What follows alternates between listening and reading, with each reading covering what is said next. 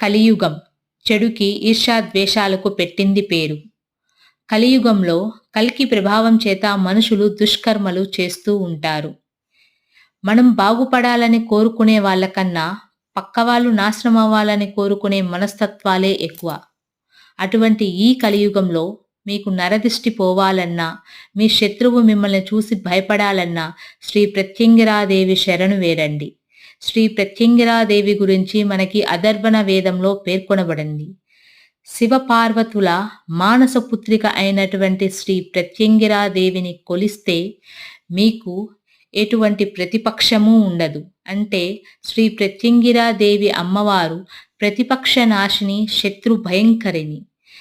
మిమ్మల్ని భయపెట్టే వాళ్ళని లేదా మిమ్మల్ని మీకు చెడు చేయాలనుకునే వారిని ఆమె భయపెడుతుంది, అంతు చూస్తుంది.